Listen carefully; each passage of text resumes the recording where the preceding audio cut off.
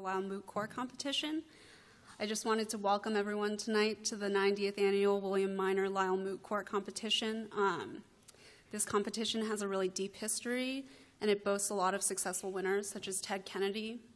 I also wanted to take this moment to introduce and recognize the competitors here tonight. Tonight, Katharine Collins and Chris Macomber will be arguing for the Appellant, while Kendall, Burchard, and Scott Harman-Heath will be arguing for the Appellee. These competitors have come a long way to be with us here tonight. Their journeys started last fall, where they argued in a pool of 50 competitors competing individually.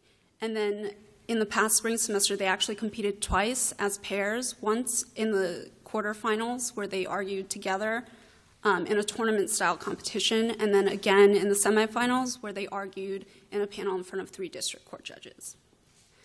I also wanted to take a moment and recognize and thank the judges for being here with us tonight. Tonight we'll be hearing from Judge Moore from the 6th Circuit, Judge Diaz from the 4th Circuit, and our very own Vice Dean Kendrick. Tonight, Judge Bibas from the 3rd Circuit was supposed to be with us, but unfortunately his plane was canceled, so he can't be here tonight. I also wanted to recognize 2 faculty. While Lile Moot Court is a completely student-run competition, without these 2 faculty members, we would not be here today. So I wanted to take a moment to recognize Professor Ware, she's in here somewhere, and also, yes, she's right there, and also Ruth Payne. I also wanted to especially recognize 2 board members tonight. I wanted to recognize Amanda Lineberry, who is our president, and she's put in a lot of dedication and hard work into this competition specifically and in all the competitions we've run throughout this whole year. And finally, I wanted to recognize Derek Keaton. He's the problem writer for tonight, and he's put in a lot of work and dedication into this competition as well, and you'll hear from him shortly about the problem. Finally, I just wanted to recommend that and also remind everyone to turn off their electronics, and I hope everyone enjoys the argument. Thank you.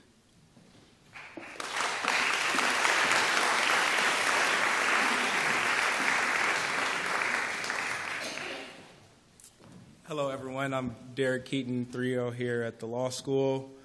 As Annie said, I was able to write this final problem that these competitors greatly briefed and are prepared to argue. So in our hypothetical case, a detective coerced incriminating statements against Appellant James Herrick.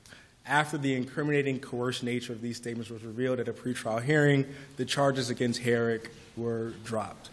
Herrick subsequently filed a Section 1983 lawsuit against the detective, claiming that the use of these statements to charge him, arraign him, and set bail were in violation of his Fifth Amendment rights.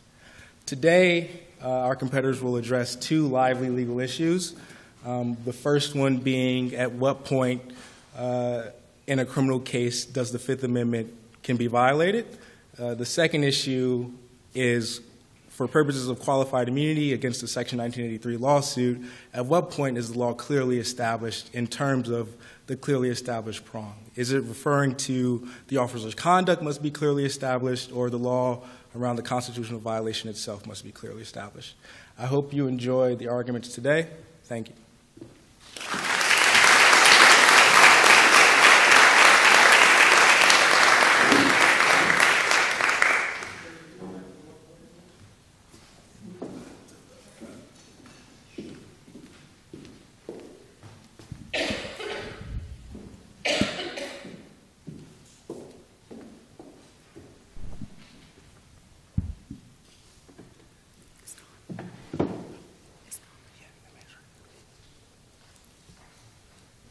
All rise. Oyez, oyez, oyez. The United States Court of Appeals of the 14th Circuit is now in session. All ye with business before the court draw near, and ye shall be heard. God save the United States of America and this honorable court.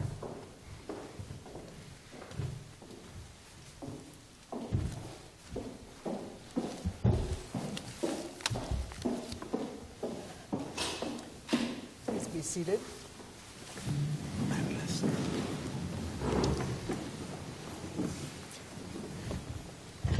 Would counsel for the appellant please proceed?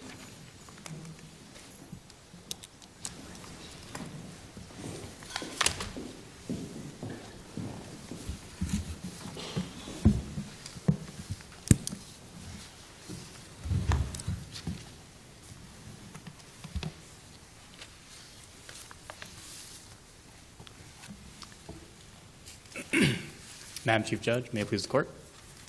My name is Chris Macomber. With my partner, Katharine Collins, we represent the appellant, James Herrick, in this matter.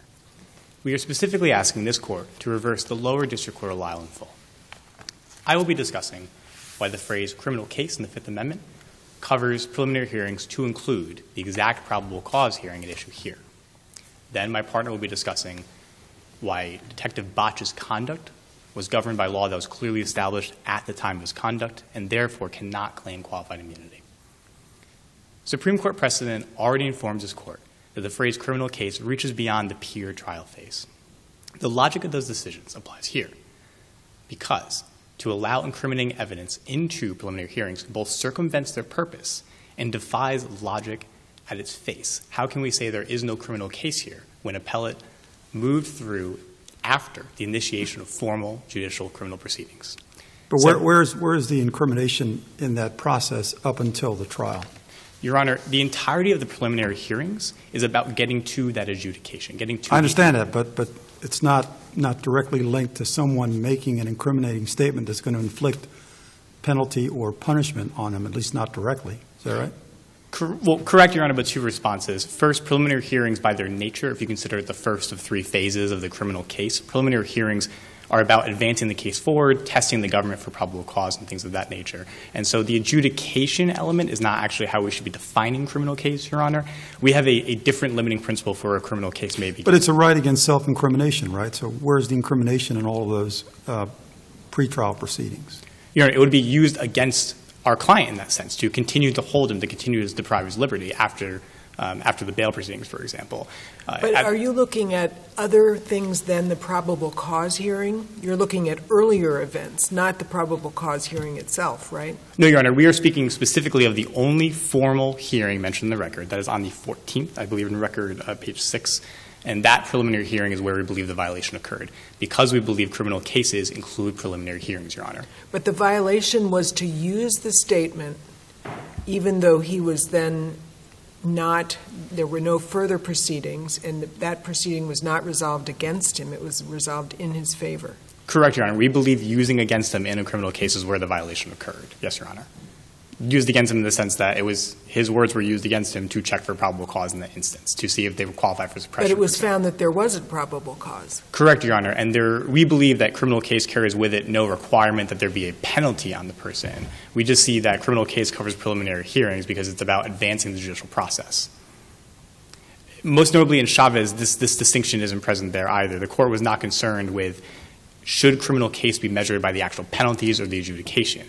And most notably in Enright Galt, for example, it's not about the type of proceedings, it's about if they could be used against them. Chavez didn't definitively answer this question in your favor, did it? No, Your Honor. Specifically, Chavez has actually left the door open. Chavez specifically passed on the opportunity to define when a criminal case begins. But we recommend that this court read Chavez in light of three very important cases before it: Mitchell, Hubble, and McMahon. Mitchell stands for the proposition that the sentencing phase, which is post-trial, self-incriminating evidence may not be introduced at that phase. And so that allows the opportunity to review criminal cases as something as more than just the trial phase itself. Writing for the majority in Mitchell, Justice Kennedy concluded that it defies logic for a defendant to go from the plea bargaining phase, skip a criminal case entirely, end at sentencing and have a conviction, and yet there be no criminal case. That same logic applies here. It defies logic to see that Appellant Herrick went through several phases after the initiation of formal judicial proceedings and claimed there is no case. So when do you contend the criminal case begins? Your Honor, our line is this: the formal initiation of judicial criminal legal proceedings. Now, unfortunately, it has to be a little vague, and I apologize, if only because at the state level. So an arrest wouldn't count? I'm sorry, Your Honor? An arrest would not count? Absolutely not, Your Honor. An arrest by itself would not count, and we feel that's foreclosed by Chavez, for example. However, what about grand jury proceedings? Your Honor, there are actually two schools of thought about grand jury, and I'm happy to address both of them. The first is that the grand jury is actually already included in criminal case, and that is grounded in Councilman versus Hitchcock, where the Supreme Court explicitly called grand juries part and parcel of the criminal case. To be clear, Appellee is correct to point out calandra, which stands for the proposition that a criminal defendant may not collaterally attack a true bill from a grand jury. That should not be conflated with an unsolved constitutional question. May self-incriminating evidence be part of the prosecutor's grand jury case in chief? That is still yet unsolved. And that was a problem Isn't there a U.S. Supreme Court case that would suggest that self-incriminating statements can be used at the grand jury? Your Honor, I believe this is pulling an inference from Calandra, which said that the true bill may not be collaterally attacked. And that goes into a rationale about when we want criminal defendants to actually be able to attack the evidence. And the final conclusion from cases like Costello and Holt is that it should be during the judicial proceedings, again, in front of our line, formal judicial proceedings. But isn't the probable cause hearing akin to the grand jury proceeding, so that you should have the same rule? So under Calandra, if you can't, as the defendant, you can't attack the use of self-incriminating statements in front of the grand jury, you shouldn't be able to do so in a probable cause hearing? So, Your Honor, that gets to the second school of thought about grand juries. So the first one I alluded to is an open constitutional question, which this court may not want to go down. The second one might say, we view grand juries as something not part of the criminal case, but we should be treating them similarly. I understand that to be the point of the question. However, just because probable cause hearings and grand juries get to the same end does not mean they should be governed by the same means. There are plenty of on-the-ground distinctions between grand juries and probable cause hearings that we believe distinguish them. I would like to run through a couple of them now. Most imperatively, grand juries are secret bodies of laypersons, and in some jurisdictions, a prosecutor is not even the one to ask all the questions. It's direct community-to-community conversation between a witness and the laypersons. They are not expected nor required to know the rules of evidence or the Constitution. Compare that to a probable cause hearing, where a judge, she is very likely to know and should know the rules of evidence and constitutional proceedings that are going to govern how evidence is to be admitted. Additionally, it is a public setting, not a private setting. Most telling of all is the United States versus Williams. Is it the case that at a preliminary hearing that the rules of evidence and all those things you just talked about actually apply? Would they apply? Some of them are relaxed, Your Honor. That's absolutely true. Right. Constitutional provisions even less so. But the core point is that grand juries are treated like a black box, historically distinct at common law and our tradition as well, distinct from the judicial process. This is reflected in the United States versus Williams, Your Honor, which noted that grand juries are actually an independent body away from the judiciary. So it does, in fact, make sense to treat them as separate. They look different. They act differently. They deserve to be treated differently. Again, their ends may be the same, but the means are different to those ends. Counsel, just to be clear, and hi, I've had a promotion since this morning, so good Yes, to Your see Honor. you. But you can hear our concern, which is that this principle that you're setting forth needs some sort of limit to it. So to mention Justice Souter's opinion in Chavez, he says we need to have a line. There has to be a limiting principle. And I heard you say at the beginning, it sounded as though you were going to say that the line starts with the initiation of proceedings, and yet now you seem to be saying the grand jury might be on one side of that, preliminary hearing is on the other. I'm not hearing a clear limiting principle here. So are grand juries with the principle that you're deciding here or outside of it? Where's the limiting principle? Your Honor, the reason why I cannot give you clear answers is because of the gap in the first issue I mentioned. Now, if this court wants to, they can proceed without having to solve the constitutional question, and we can firmly say that grand juries are outside of the criminal case, notwithstanding councilman. Maybe councilman is a dicta on that matter and not pure doctrine. And if that's the case, if this court reads councilman to say criminal cases don't include grand jury, it's the second conversation that we just had. Grand juries are distinguished based on how they functionally run, how they factually run, compared to probable cause hearings. And that's why, Your Honor, while the second option, both options fit within the rule as we see it, Your Honor. Either they're in criminal cases under councilman, or they're not under cases under councilman, but either way, our line is still formal judicial proceedings and the initiation of them, Your Honor. So that's the line, just to reiterate. And unfortunately, the Supreme Court has not answered the key question about self-incriminating evidence use within grand juries, and that's why I'm just trying to give the court both options, essentially, Your Honor.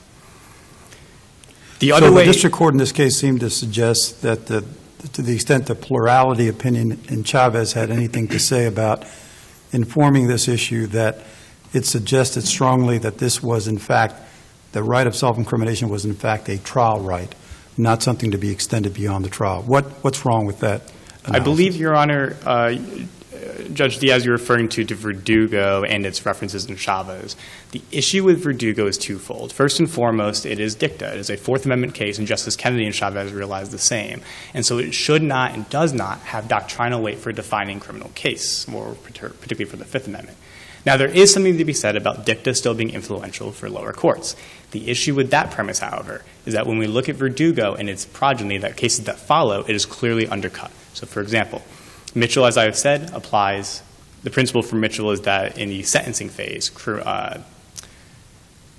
is covered within the phrase criminal case. And if that was true... But that's post-trial, so you really need to get a pre-trial case. Correct, Your Honor, and I was distinguishing why Verdugo, if Verdugo has any weight to whatsoever, Mitchell would have come out the second way. Additionally, Hubbell would not have come out the same way. Hubbell, the Supreme Court, had the exact opportunity to say a trial is a criminal case and they're one and the same. In fact, Hubbell passed on that very conservative, very narrow view of criminal case.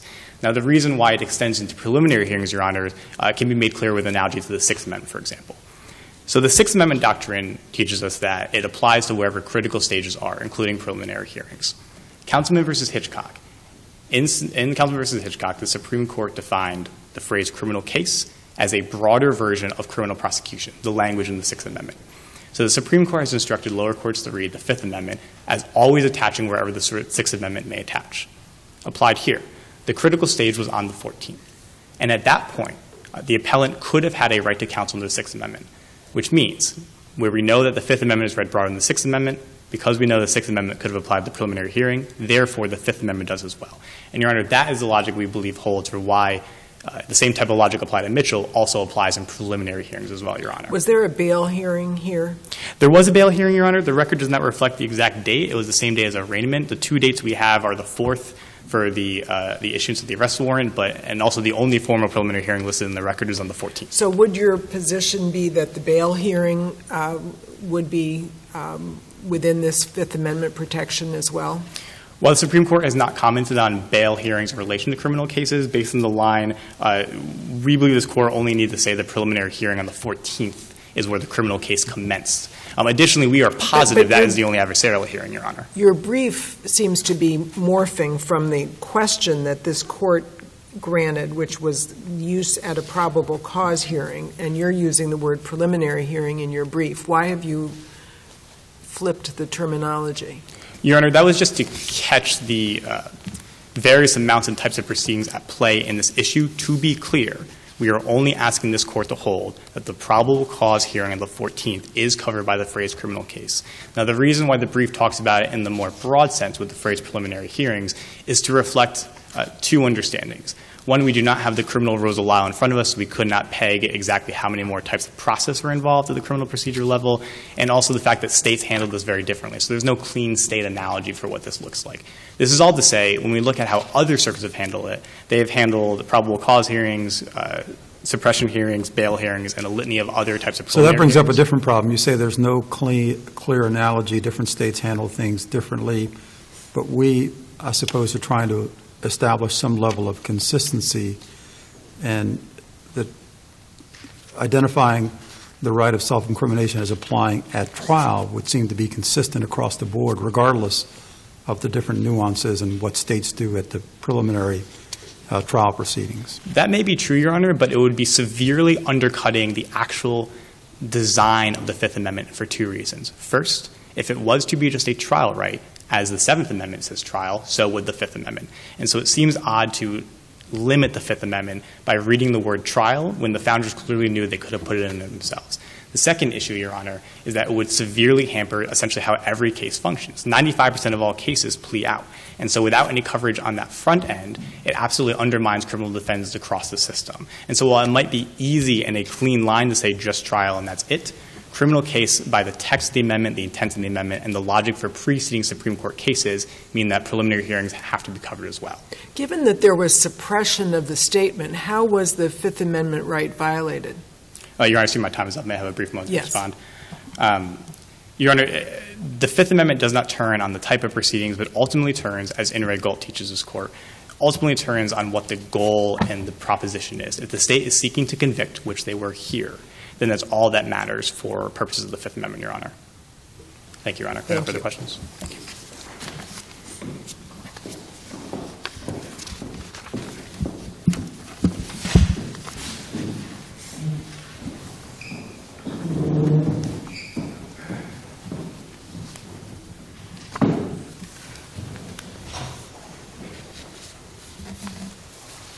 Madam Chief Judge, and may it please the Court.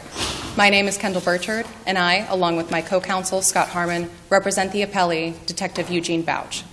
The Fifth Amendment's sole concern is to prevent individuals from being compelled to testify against themselves in situations that would lead to the infliction of criminal penalties. This court should affirm the district court's dismissal of James Herrick's suit because he has failed to plausibly allege his Fifth Amendment rights were violated in two ways. First, the right against self-incrimination cannot be violated until trial.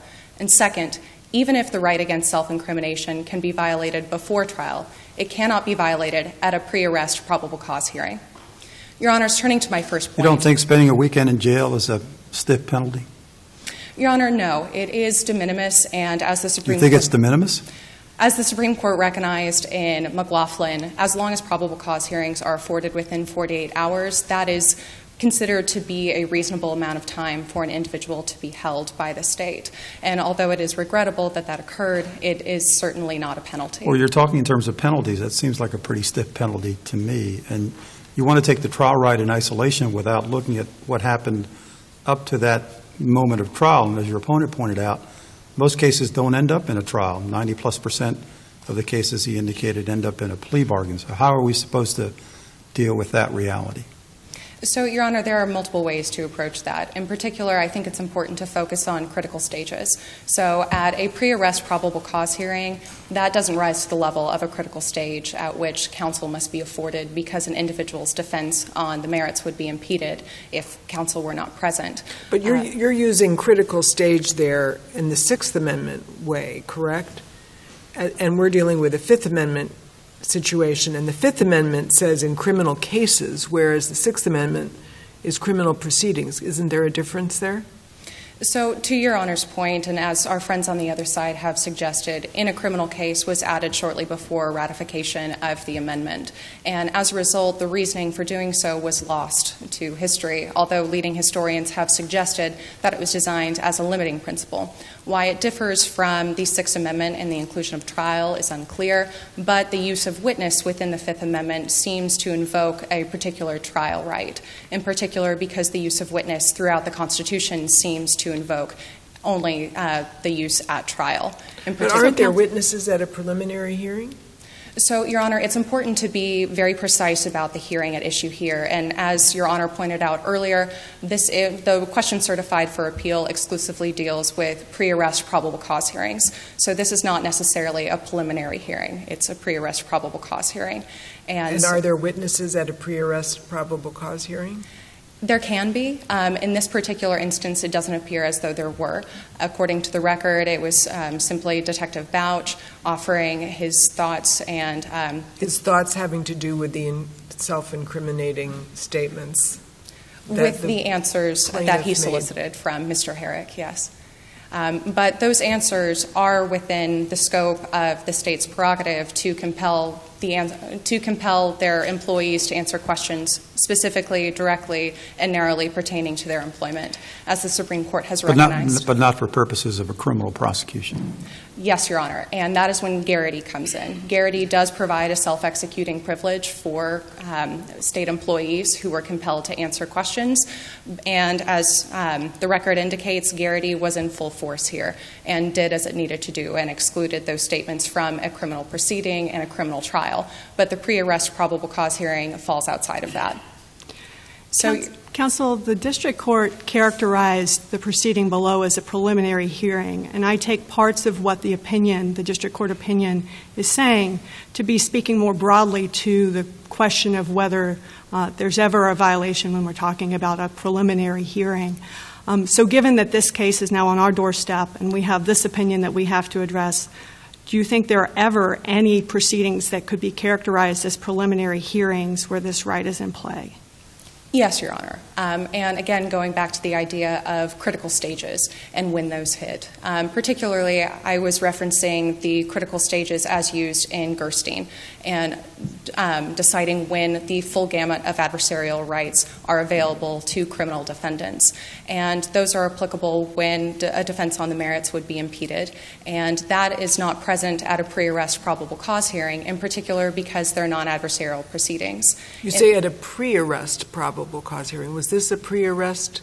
It was, Your Honor, yes. So Mr. Herrick had yet to be arrested. This hearing was conducted prior to that, and that served as probable cause to arrest him. And wasn't there a bail hearing involved in this case as well? There was, Your Honor. Was that after then? Yes, there was later an arraignment and a bail hearing, although that was in a separate hearing, and that was not certified for appeal for today. So would the privilege against self-incrimination apply at the bail hearing, under your view?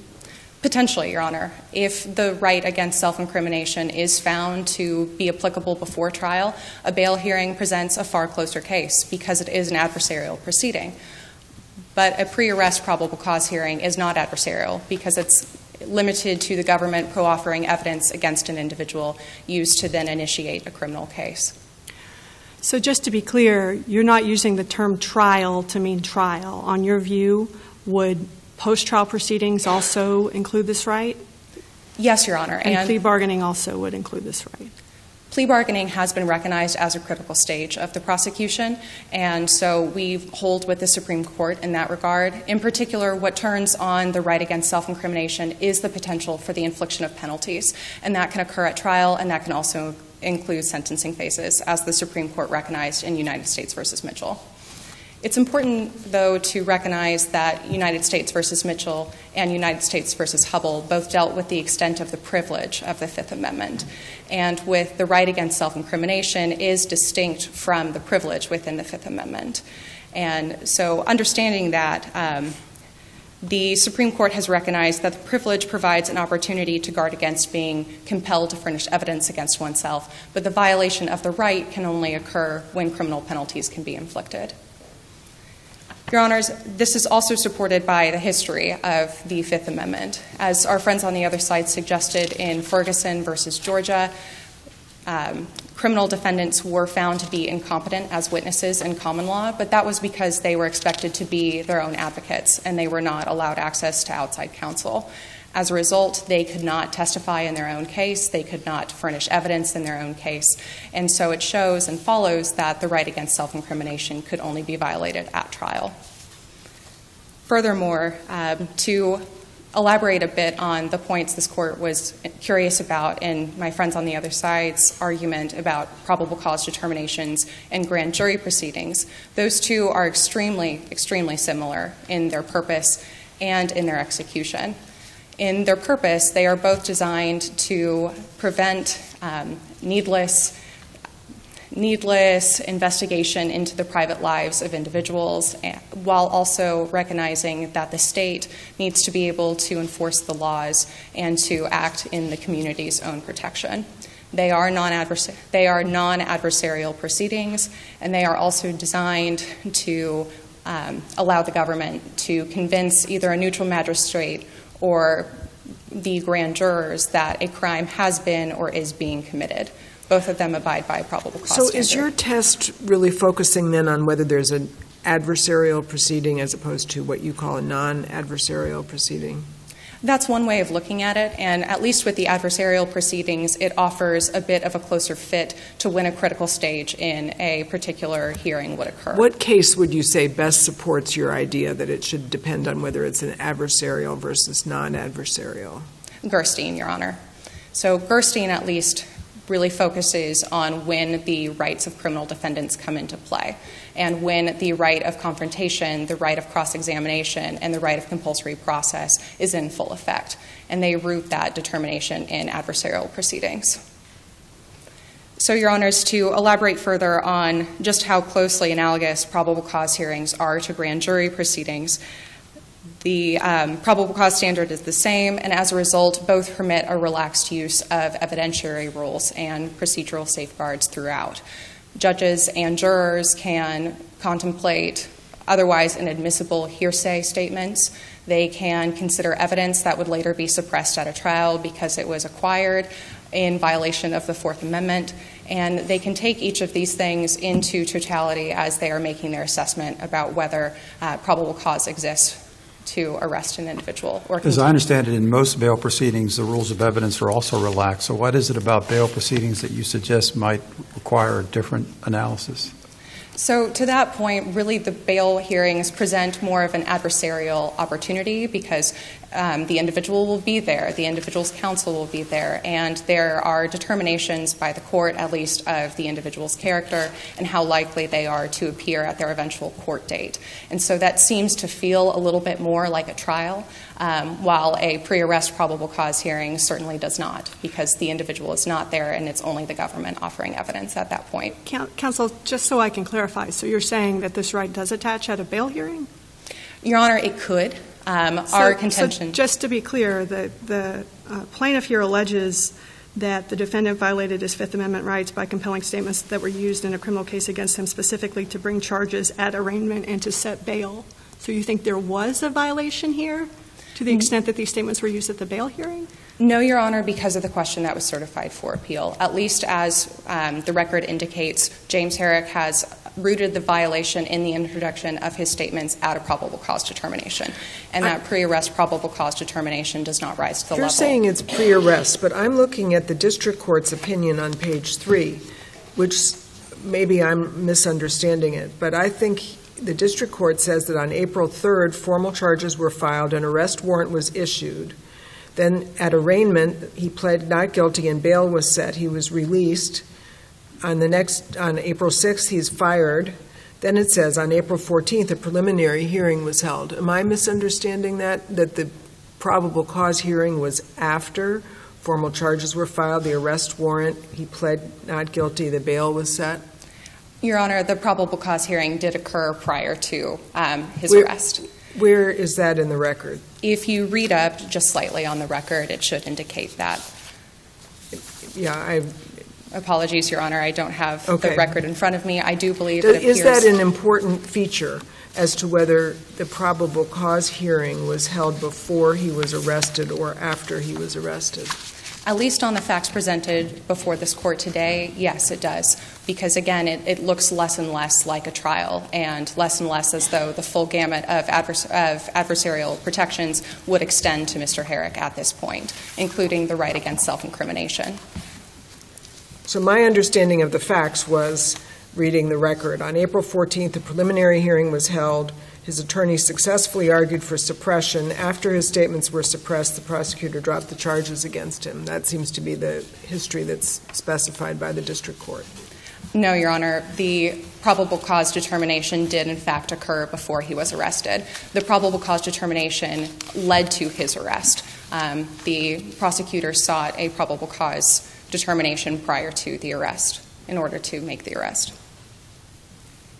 But, Your Honors, with each of these similarities between probable cause hearings and grand jury proceedings, as Your Honors mentioned in the first argument, grand jury proceedings can found valid indictments upon compelled statements. And as a result, it would be logically inconsistent to find that a probable cause hearing would entice some sort of Fifth Amendment violation while a grand jury proceeding would not. So, Your Honors, if there are no further questions for these reasons, Appellee respectfully requests that this court affirm the district court's finding that James Herrick did not allege that his Fifth Amendment rights were violated. Thank you.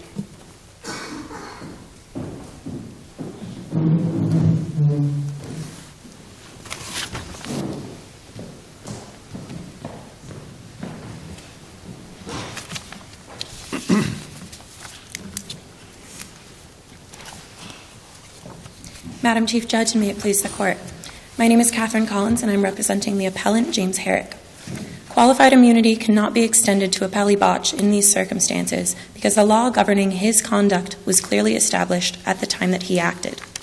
It is clear under Garrity v. New Jersey that the use of statements compelled under a threat of termination from public office is in violation of an individual's right against self-incrimination when later used in criminal proceedings. The scope of the clearly established law inquiry focuses unwaveringly on officers' conduct, and because that was clearly established, whether or not use in a criminal case extends to the formal pretrial criminal judicial proceedings that occurred in this case is irrelevant to that analysis. It would be irrelevant, as the Supreme Court has described the clearly established law inquiry with that link to officer conduct always present. It would be irrelevant to the underlying purposes of qualified immunity, and perhaps most importantly, it would be irrelevant to any common law historical privilege or defense which must ground the scope of qualified immunity that this court will extend. Just last term in Zalar v. Abazi, Justice Thomas wrote separately to express his growing concern with courts distancing themselves from the historical justifications for common law immunities and privileges. Counsel, we don't look at an officer's conduct in a vacuum or in the abstract. We have to look at it in the context of the circumstances in which that conduct occurred and the consequences that flow from that conduct. And it's the consequences, I think, that where the problem lies, because if in fact we're only supposed to punish those who are the most plainly incompetent, how would it be appropriate to punish this officer given the uncertainty of the law with respect to the consequences of his conduct? Well, Your Honor, the uncertainty of the law as to whether or not a violation did occur here is not the type of uncertainty that it aims to protect, because that clearly established law inquiry in qualified immunity is always focused on the officer's conduct and what an officer in his shoes would know. However, whether or not the violation occurred here is something that has no connection to how that officer acted. To be clear, an officer in Appellee Botch's shoes would have to be plainly incompetent or in knowing violation of the law to not know that he was giving rise to the possibility of a constitutional violation. Indeed, no one Counsel, can... So as we heard from your colleague, you do think that there are some types of proceedings to which the Fifth Amendment right doesn't attach. So let's just imagine for a moment that we think the grand jury proceeding is one of those. Let's imagine that the defendant did exactly what the defendant did here, and the only result of that was that these self-incriminating statements were presented to a grand jury, and they didn't go any further. Nothing else happened. Would you say that the defendant had qualified immunity in that type of situation or not? Well, because the qualified immunity analysis is essentially a two-step analysis, did a violation occur, and then was the law governing the officer's conduct clearly established? No, there would be qualified immunity because there would be no violation. So just to be clear, your position is not this is wrongful conduct, period, full stop, regardless of what happens afterwards. Your position is this is wrongful conduct, this is conduct for which qualified immunity is not warranted, only depending on what happens later with the information. Not quite, Your Honor. I would say that this is wrongful conduct, period, and whether or not the violation ultimately occurs is a question of causation, which is severed from this clearly established law inquiry, because it is the officer's conduct which gives rise to his liability, and whether or not that violation ultimately occurs, as courts such as the Sixth Circuit in McKinley v. Mansfield said, that is essentially a question of standing, whether or not a violation occurs, but that doesn't mean that his conduct did not give rise to it. And to back it up one step, in a similar context, in Section 1983 liability for wrongful arrests, for instance, officers have liability even if that arrest required a warrant to go through a judge to occur. That is a causation question, and what ultimately happened there is something that is necessary to find a violation and therefore to find him liable. So under your view of things, if we have a violation because you say the officer should have known that what he did violated the Fifth Amendment, but we have a plainly incompetent district attorney who doesn't recognize the violation, that particular officer is subject to the vagaries of that incompetence, but another officer who has a DA who's on the ball and says, wait a minute, we can't use this evidence because what you did was in violation of a defendant's rights, he's off the hook. He's not liable. The other officer is. Does that make sense? That make sense to you? Yes, Your Honor. Under Malley v. Briggs, that must be the consequence, because in Malley v. Briggs, the court explicitly said there it was officers applying for a warrant for arrest without probable cause, and the fact that probable cause didn't exist was clearly established under the law. And the court said there that, of course, in an ideal world, no judge would have ever issued this warrant, the arrest would not occur, there would be no violation. But, of course, we do not live in an ideal world, and the officer is not excused from the responsibility to know the law governing his conduct, even by intermediary negligence or any other type of shortfalling which is required to make that violation come true. Isn't your position pretty much saying, though, that all officers who violate Garrity are subject to 1983 actions? No, Your Honor, because if they violate Garrity and, for instance, no violation does occur, no violation meaning what? No use in a criminal case does occur, then there is no 1983 liability, because simply put, there is no liability for an attempted constitutional violation. Even though the officer did exactly the same thing, and his involvement ends when he gives the information to the prosecutor. Notwithstanding that, you reach that result? Yes, Your Honor. I think that that is the necessary result if we look to 1983 and the fact that common law tort principles apply to it. An officer is responsible for the reasonable and foreseeable consequences of his actions. And here the officer knew that what he did was unlawful, and whether or not there is uncertainty as to the violation ultimately occurring was outside of his scope of his control there. That sounds different from what you just said to her a moment ago, to the Chief Judge a moment ago, because it sounds as though, on the one hand, you're saying whether this is a violation or not and whether there's qualified immunity or not depends upon what happens downstream, but I took you just now to say it doesn't turn on what happens downstream. Does it turn on what happens downstream or not? Whether there is a violation turns on what happens downstream, necessarily, because the police officer was not the one who admitted it here, and the officer still has liability in that sense. It turns on that, but the qualified immunity, clearly established law inquiry just looks at the officer and what he would know is governing his conduct. And that's how the court has phrased it. But just to be clear, your position is that there's no constitutional violation in a case like that, yet this officer should know by clearly established law that he violated the Constitution? He should know, based upon the clearly established law governing his conduct, that what he was doing was unlawful and would be likely to cause a violation. And if indeed it did occur, then under those normal tort principles of him being responsible for the reasonable and foreseeable actions, if it did occur, then he is liable, yes. And that's how the court has described this clearly established law inquiry. For instance, in Saucier v. Katz, they described it the relevant and dispositive inquiry in determining whether or not a right is clearly established is whether or not an officer would know, an officer in his shoes would know that what he is doing is unlawful in the situation that he confronted. And I'm aware that there is this disconnect. In most cases, using the clearly established law inquiry, the violation doesn't require this chain of causation down the line. But that's just a general issue of the being responsible for your reasonable and foreseeable consequences. The violation that occurred down the line, whether or not there was legal uncertainty there wasn't as to this officer's conduct. And courts have held that, such as the Stute Court in the Ninth Circuit said that any uncertainty relating to this specific question, relating to Chavez, is irrelevant to the analysis because the officer's conduct was complete there.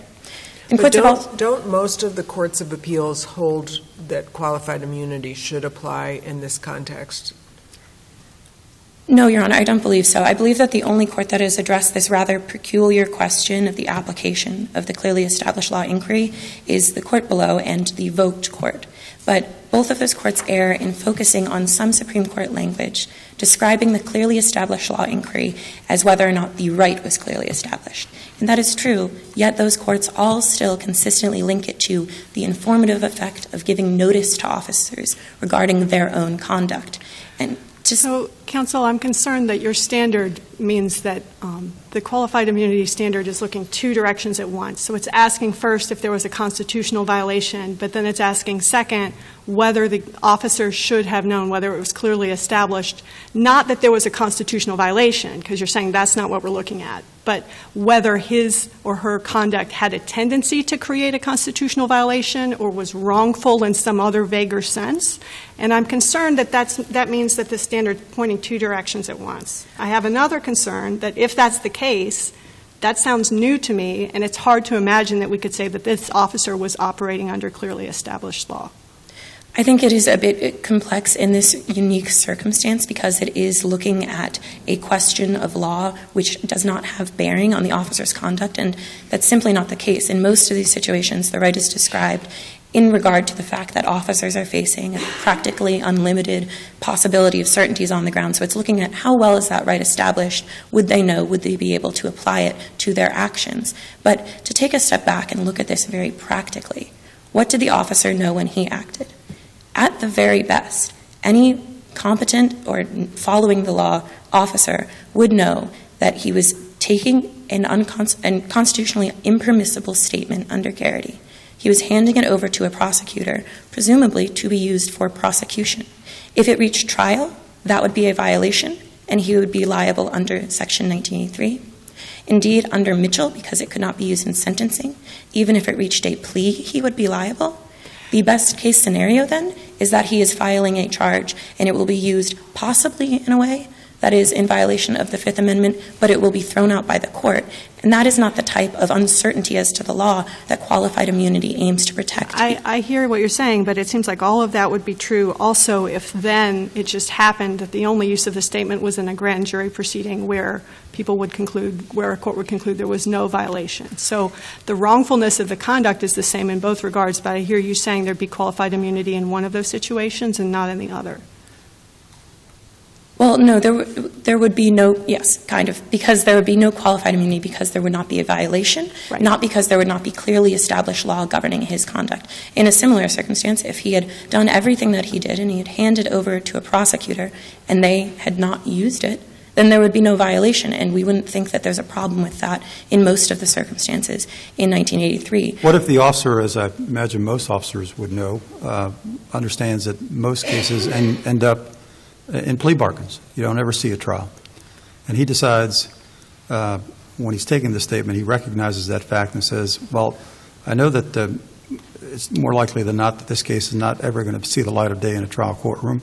I'm not exactly sure whether or not these statements can be used in a preliminary hearing or a bail hearing as has been argued thus far.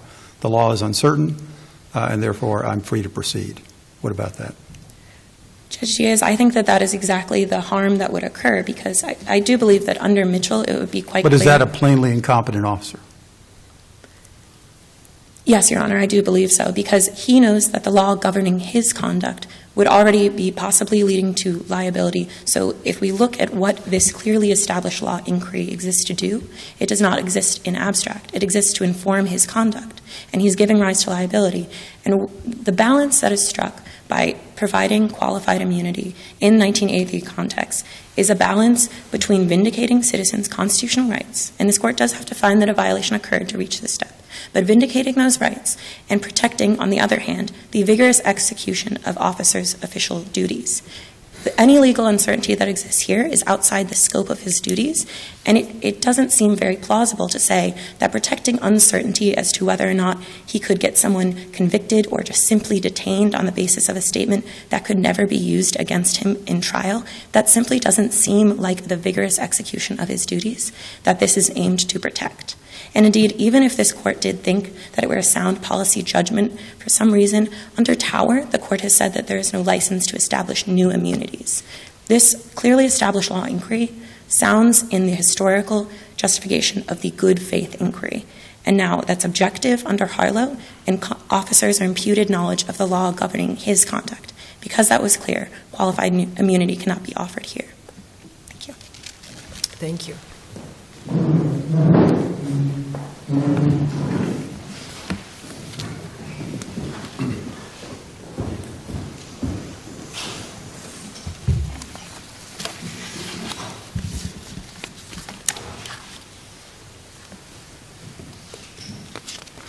Madam Chief Judge, and may it please the Court, my name is Scott Harman, and I am co-counsel for the appellee, Detective Eugene Bouch. Your Honors, reasonable officers, lawyers, and judges disagree about the self-incrimination clause's applicability to pre-arrest probable cause hearings. Accordingly, the District Court correctly held that Detective Bouch was entitled to qualified immunity because James Herrick has not plausibly alleged a clearly established right was violated. This Court should affirm for two reasons. First, there is no controlling precedent nor robust consensus among the circuits that the Fifth Amendment prohibits Detective Bouch's conduct. And second, James Herrick's submissions to this Court cannot be reconciled with qualified immunity's long-standing— So when this officer is taking this statement in violation of the Fifth Amendment, is he supposed to be looking at it in such a confined way as you suggest, that is the possibility of it being limited in use to pretrial proceedings alone and not trial? Your Honor, I think that what your question really gets to is what constitutes a clearly established right and what has to be clearly established. And so I think that what my friends are suggesting to the Court today is that Garrity clearly establishes that Detective Bouch's conduct was illegal. But Garrity doesn't use the words probable cause. It doesn't consider pretrial proceedings. In fact, in Garrity, the statements had been offered at a trial. They'd been used to convict the defendant. But don't you agree that Garrity was violated by the officer here? I don't, Your Honor. I think that Garrity can only be violated in two instances. I think first and foremost, Garrity is violated when a statement is compelled and then used at a trial.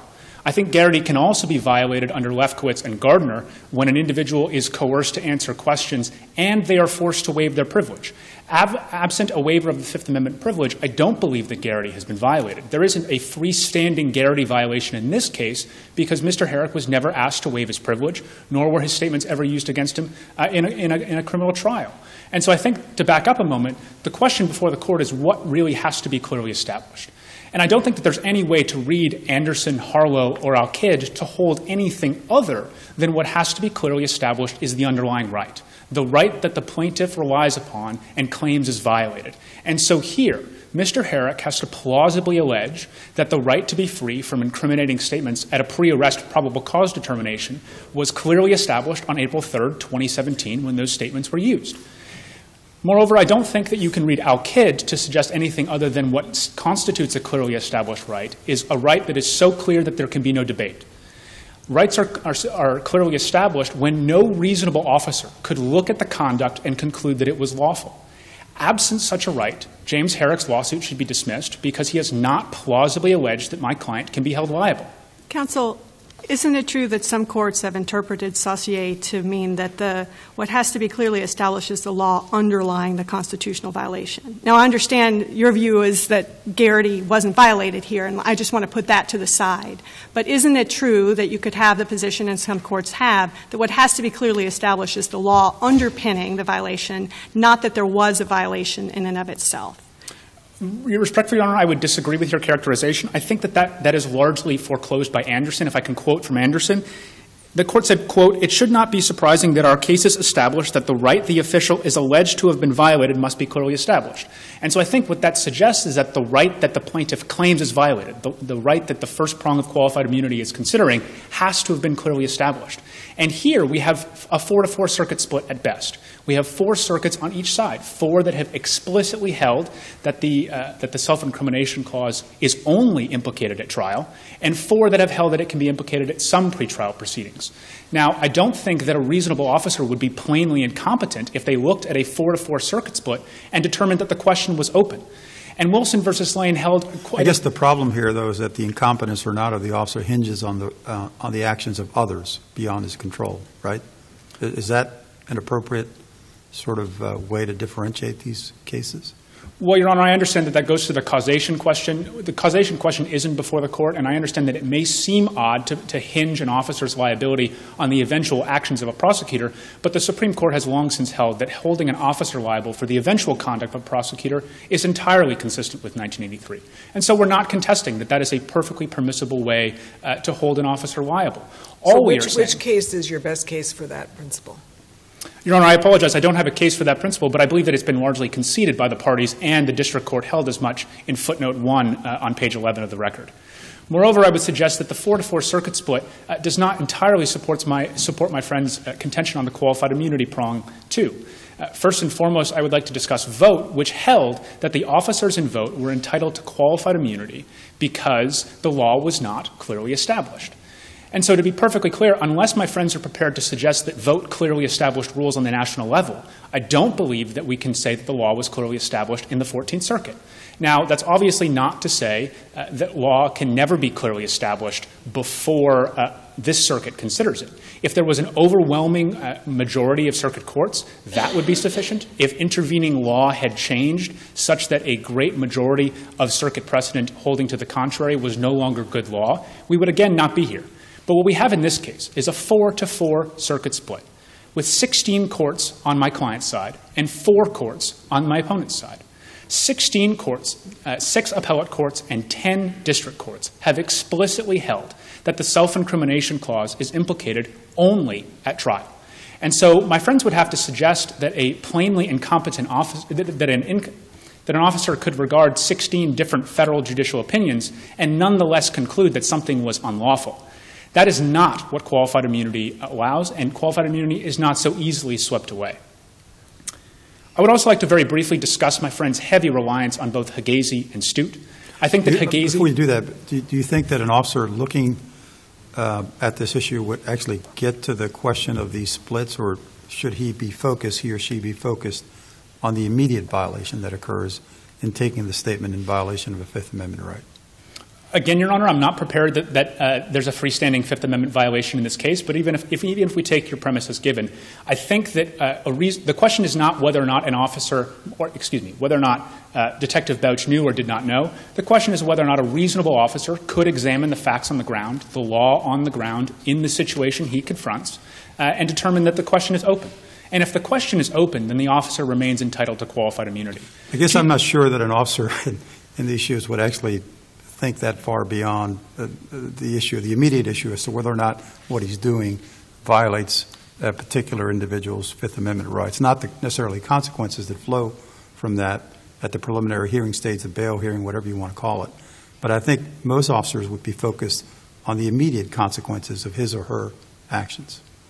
Your Honor, I understand that it may seem odd to predicate the entire analysis on whether or not a reasonable officer would conclude the question is open or whether or not the right is clearly established. But unfortunately, I believe it's largely the test that we have. And so I think that the question remains a fact-intensive but consistently objective one.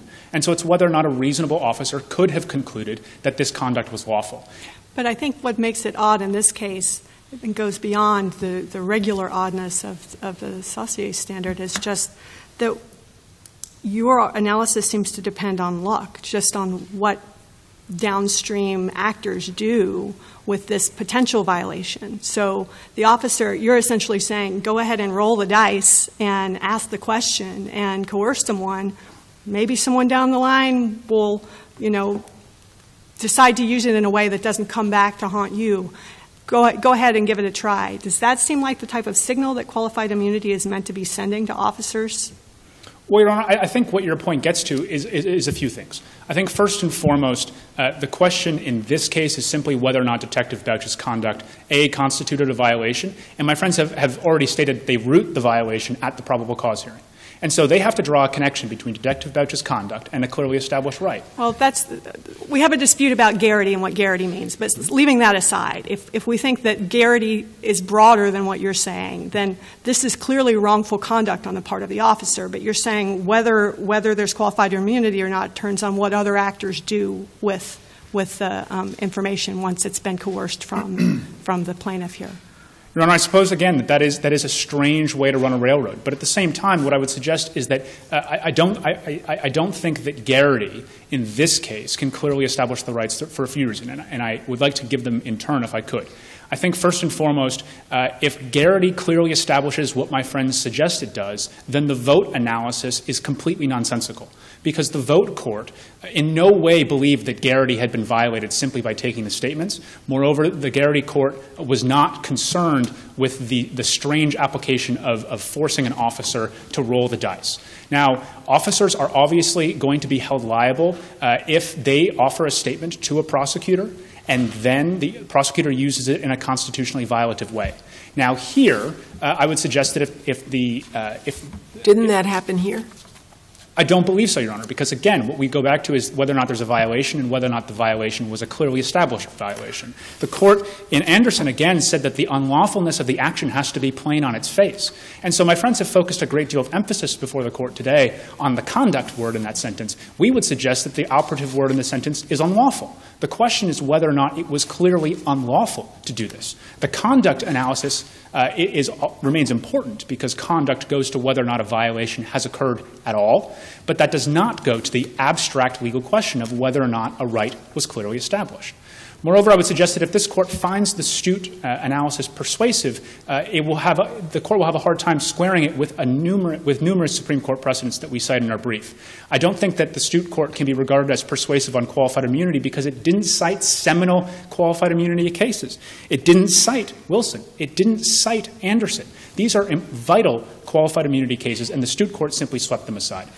I could just understand a little bit the scope of your contentions on clearly established. So your colleague said that there were Fifth Amendment rights that would attach at certain types of preliminary hearings. And I understand your position is that any type of preliminary hearing where that would be the case, would be adversarial, is not at issue here. But where do you think this right is clearly established within the 14th Circuit?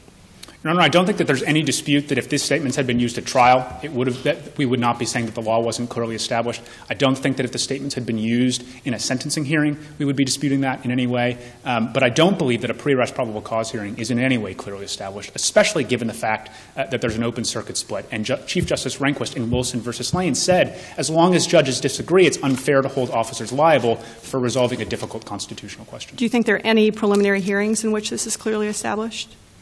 Your Honor, I'm not entirely sure about the state of the law in bail hearings, but I would suggest that bail hearings may be an area where it's clearly established. But again, I'm not prepared to submit that to the court as an affirmative statement.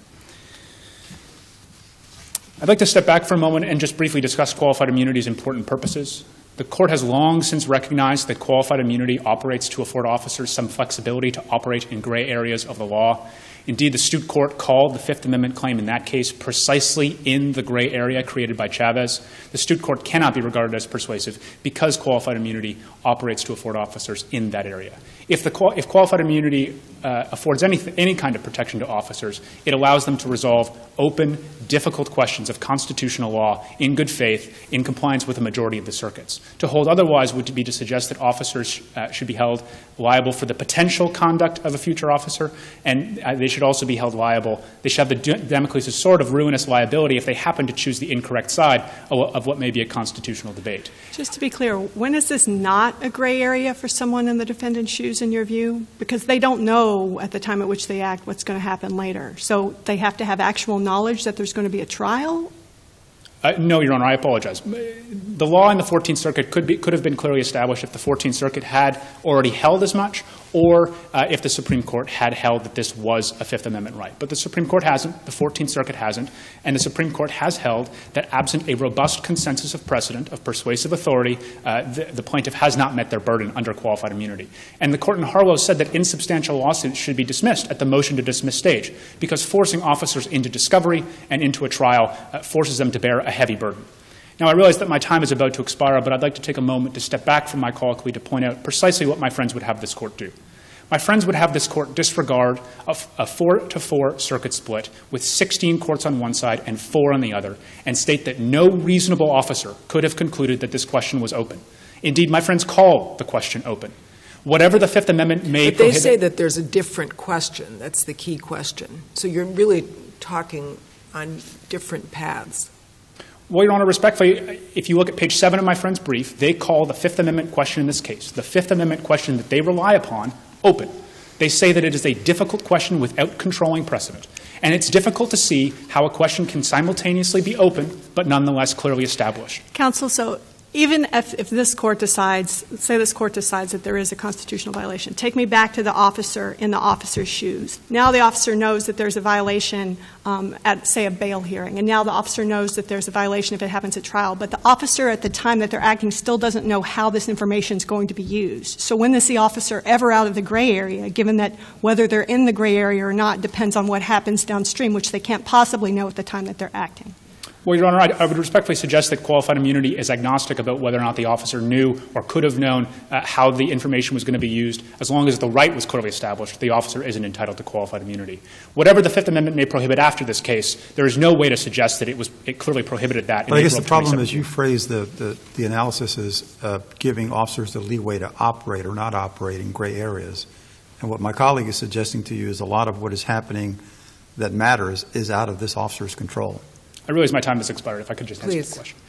Your Honor, I understand that the distinction is a difficult one, but I would suggest that the qualified immunity analysis only cares about whether or not the right was clearly established. It doesn't care whether or not the officer, the context in which the officer was operating. It cares about the framing of the right. I don't think that the court could read Saussure to hold anything other than it is the right at question and not the conduct. If there are no further questions, we'd ask you to affirm. Thank you.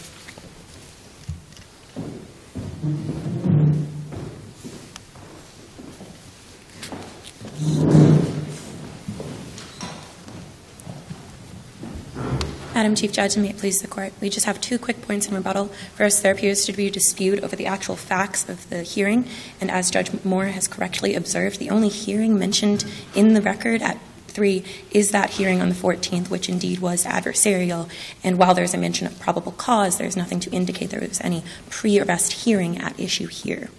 And I would also like to direct this Court's attention, in light of the conversation of the right versus privilege distinction. Some law about the privilege against self-incrimination can be illuminating on the scope of the right, specifically in the context of grants of statutory immunity, as were at issue, for instance, in Castigar. There, an individual could use their privilege in other settings, civil settings, against self-incrimination, and courts deemed that it was acceptable that the government could institute a statute overriding that privilege if and only if they provided an immunity that was coextensive with the right to have them not used in a criminal case. And in describing that privilege, or that immunity, which is coextensive with the right, they described it as such. It prohibits prosecutorial authorities from using the compelled testimony in any respect. Therefore, it ensures that it will not lead to the infliction of criminal penalties. Counselor, could I just clarify something that you said? So the question that was given to this Court was whether the Fifth Amendment is violated when statements are used at a probable cause hearing but not at a criminal trial. And just to be clear, it is your position that the probable cause hearing that's referred to in that question is the preliminary hearing that happened on the 14th of April?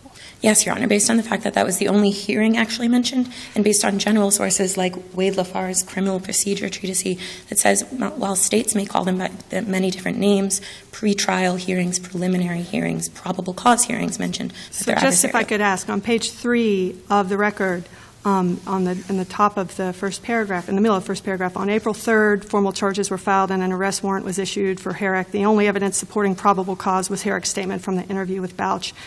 You're saying that was not a probable cause hearing, or at least is not the probable cause hearing that's at issue today? Yes, Your Honor. It's the one on the 14th that you contend was at issue? Yes, Your Honor, because it was the only hearing explicitly mentioned. I do see that there's room and ambiguity for that, but that is our position. And there is basis for finding that probable cause hearings mean preliminary hearings, and that those terms are often used interchangeably. I see that my time is about to expire, so just quickly. In describing an immunity that is coextensive with the right, the Court in Castigar said it prohibits prosecutorial authorities from using the compelled testimony in any respect, ensuring that it will not lead to the infliction of criminal penalties. Now, use in these pretrial hearings, yes, it does not adjudicate ultimate guilt or the actual penalties, but it is certainly a step leading to them. And for these reasons, this Court, we respectfully request that this Court fully reverse the lower court below. Thank you. Thank you. Is there any further rebuttal, or is that your team's rebuttal? Thank you. The Court will take a brief recess.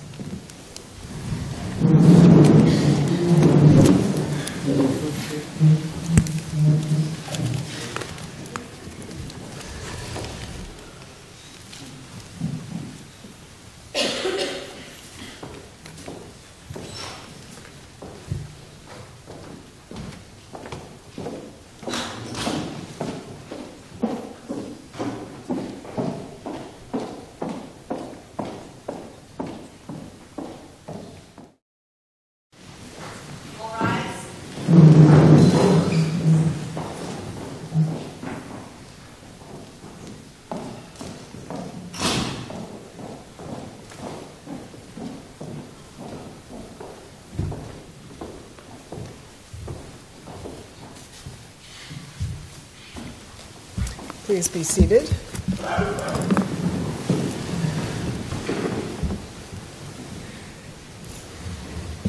This was a wonderful moot court. We all thought very highly of all of the counsel, and each of us is going to give a few comments, and then I'm going to announce some final results. Judge Diaz, would you like to Certainly. go first? Oh, you guys are kind of spread out, so it's a little bit difficult. I'll just make some general comments about the arguments. I thought they were fantastic across the board. When we sit and hear lawyers argue cases, we come into this hopefully very well prepared, but we expect lawyers to be even better prepared, and you all did not disappoint in that regard. You answered questions thoughtfully, carefully, fluently. The only thing that I would suggest is sometimes when you get up there, some folks tend to speak a little bit too quickly. Some of you did that. We want to hear what you have to say, and in order to do that, it's important to sort of take a step back and compose yourself and think carefully about, first of all, what you're saying, and give the judges an opportunity to consider what it is that you're saying.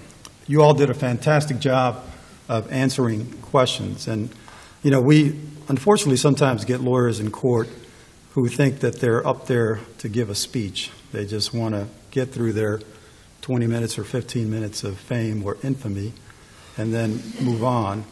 But that's not the purpose of an argument. When it's done correctly, it is a conversation between the court and the lawyers, and we had that with you all because even though you were prepared to give your argument, whenever one of us had a question to ask, you stopped and you directly answered the question. And then, more importantly, then you transitioned to the focus of your arguments. And all four of you did that very well.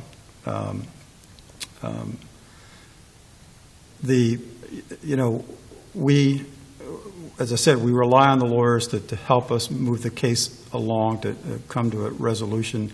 And when it's done correctly, it's actually a conversation between the lawyers and the court. And I think that's what we had here. You all were appropriately respectful of our views. You understood that we had important questions to ask, and you were responsive to those inquiries. And certainly, any one of us would be proud to have you all appear as counsel in our courtrooms. We say that often. I do at moot courts because by the time we get to a final argument in a moot court, it's clear to me that the lawyers are very well prepared. You would be surprised that that's not often the case in oral argument. Generally, lawyers try to do their very best, but it's often a bit uneven. That was not the case here. Each of the advocates here today acquitted themselves in a very, very well, and you should be very proud of what you did today, and I appreciate the opportunity to have heard you, so thank you. In the game of which of these things is not like the other, I think it's clear to everyone now that I'm it. I am not an Article III judge. I'm the fake Article III judge up here for the day, and there's nothing that I can do here except to echo and reinforce all the wonderful feedback that you're getting from real Article III judges. But I do want to say, as someone who knows all of you, Katharine, Chris, Kendall, and Scott, this was an amazing argument, and you should all be enormously proud of yourselves. It was an honor to get to sit up here and be a judge for a day and to hear all of your arguments. I echo everything that Judge Diaz said about how responsive you were, while also remembering to advocate for your client and bringing us back around to the points that you wanted to be sure to make. So you were answering our questions and also advocating vigorously for your client. All of you did that.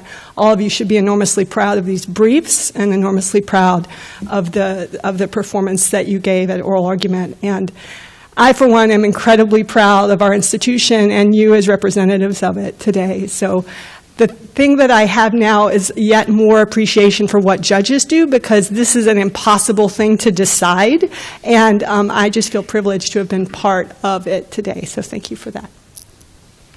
And I echo what my colleagues have said. I think all of you did an excellent job.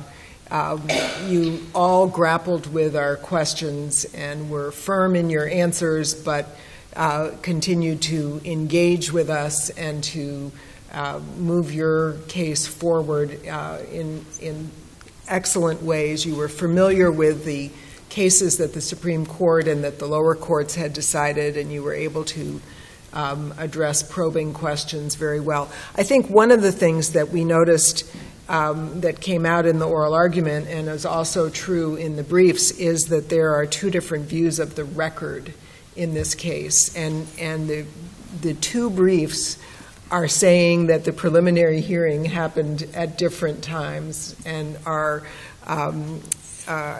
the record mentioned a preliminary hearing on April 14th, and that was an interesting exchange to have to deal with in terms of when was the preliminary hearing and what does that mean for this case. And then on the one hand, there was a good, strong, firm position that Ms. Burchard was taking, and on the other hand, when Ms. Collins came up for rebuttal, she said that her view was the view that I was pushing as the judge here. And it's an interesting question how you deal with a judge's focus on something, and obviously in the long run you want to be persuasive to the judge, and on a panel of 3 make sure that all 3 judges understand what your position is. But I echo Judge Diaz's comments about the performance of the 4 of you compared to lawyers that we see day in and day out. We see some first-rate lawyers, and we see some middle-of-the-road lawyers, and we see some poor lawyers. And you all will be first-rate lawyers. You already are excellent at what you're doing, and I hope that all 4 of you will think about a career in litigation and in advocacy, because you really did make a persuasive case for each of your positions. It's a difficult job that we have in a moot court in that we're not deciding the actual case. We're not deciding how we think the case should be resolved on the merits of the case, but rather we're evaluating whatever the criteria are that we were told by the moot court board.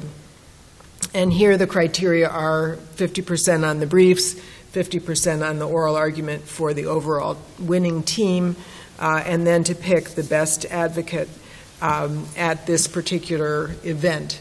Again, not because of the merits of the underlying position, but because of the advocacy skills. So in terms of the best oral advocate tonight, we would award Scott Harman-Heath the award as best advocate, and I want to give you a round of applause.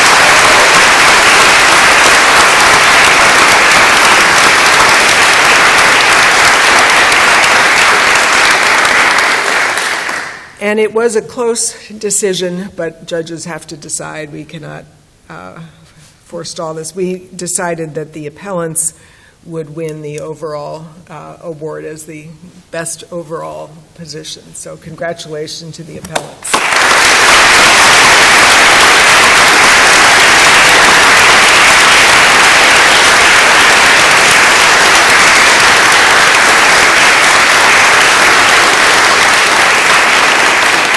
And we all thank the University of Virginia Law School for the excellent preparation that it is providing to its students. And thank you for the opportunity to participate in this moot court event. Congratulations to all 4 of you.